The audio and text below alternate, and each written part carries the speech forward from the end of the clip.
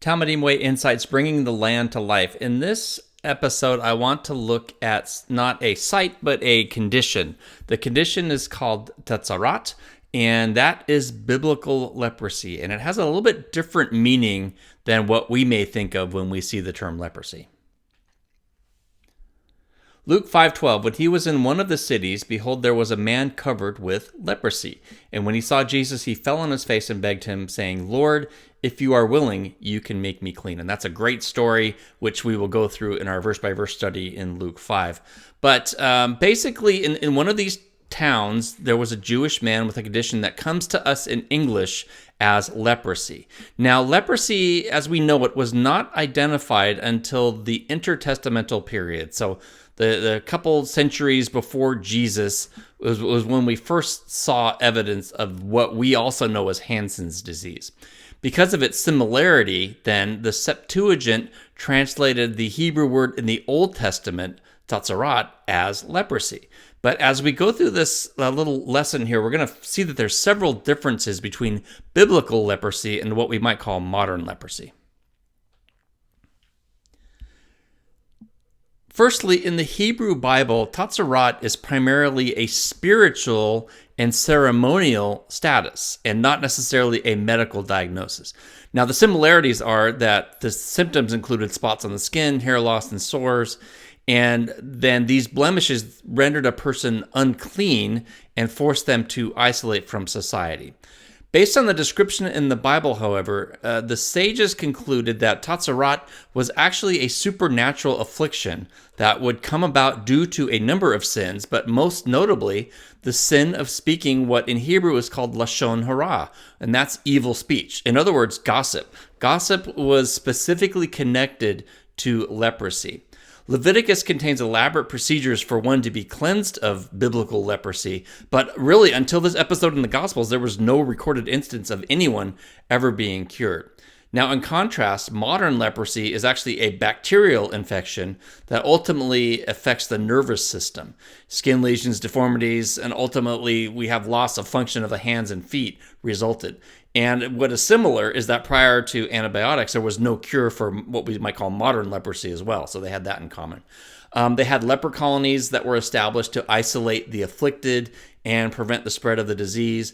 And I think it's likely this skin condition, the external appearance, that drew the Septuagint translators to label that biblical condition as leprosy. This is a picture from the early 1900s, and these men have Hansen's disease, and there was a specific Hansen hospital in Jerusalem where these people received comfort and treatment. According to the Jewish sages, though, there are a number of differences between the condition in Hebrew known as Tzara'at and the condition that we might call leprosy. If one were suspected of Tzara'at during a holiday, the priest would postpone that required check until after the holiday. In fact, the person would not even be required to isolate until after the holiday. So that would be a strange thing to do if one were suspected of carrying a contagious disease. Tzara'at can affect clothing and household goods, rendering them all unclean.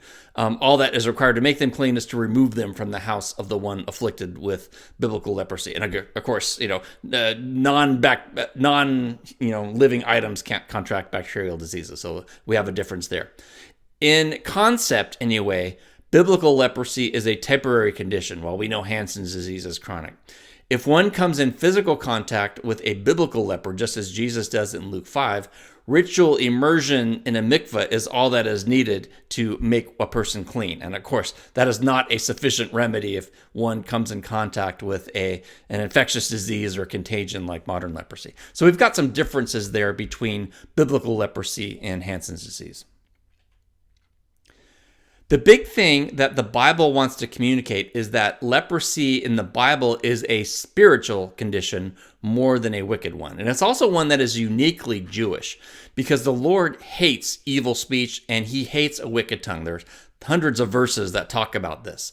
And apparently he afflicted people with this external ailment that let everyone know that the internal heart is rotten. And I'm thinking of the verse, out of the abundance of the heart, the mouth speaks. Lancaster, in his commentary, writes, only a human corpse is more ritually defiling than a leper. Now, as you can see from this graphic here, Lashon Hara includes slander, tale-bearing, defamation, gossiping, and spreading rumors. Now, for us to know, it's important that it's not limited to slander and defamation. In other words, it's not limited to spreading lies.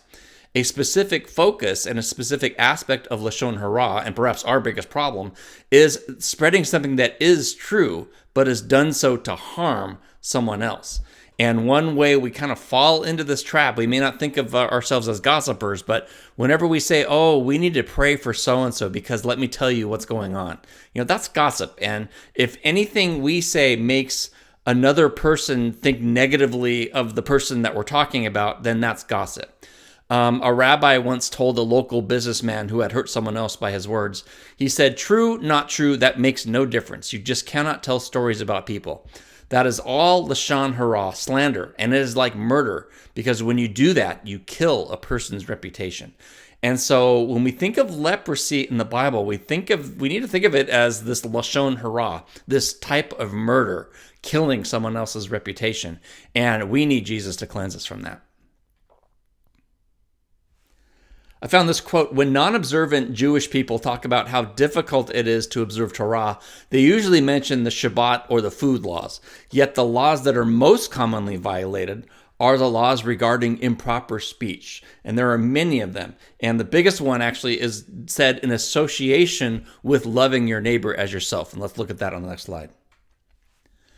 Leviticus 19:16 says, you shall not go up and down as a talebearer among your people. And then it continues, you shall love your neighbor as yourself. So specifically loving your neighbor in the Bible is in the context of not doing this thing called Lashon Hara, not being a biblical leper. In fact, in Jewish thought, the only time talebearing is permitted is when we are compelled to do so by a court of law. And even then, it must be limited. We must not go out of our way to make someone else look bad. So guarding our tongues is the first step in loving our neighbor as ourselves. And so that leads us to our application thought, our walking in as dust. Talmidim disciples, we have to avoid Lashon Hara. We have to avoid the evil tongue. James 1:26, if anyone thinks himself religious yet does not bridle his tongue, he deceives his own heart, and this person's religion is worthless. So the takeaway is whenever we gossip, we are spreading a form of leprosy. These words need to be quarantined and never see the light of day. Now, while this disease is chronic, only one person can cure us. So whenever we stumble, we need to reach out to Jesus immediately for forgiveness and restoration, and then go and, as best we can, make things right with the neighbor that we have hurt. So whenever we see biblical leprosy, we need to remember that is a picture of us. We have a terminal condition that only Jesus can heal. So I hope this little background in leprosy is helpful, and there's just lots of application whenever we see Jesus healing a leper, because we remember that that is a picture of us.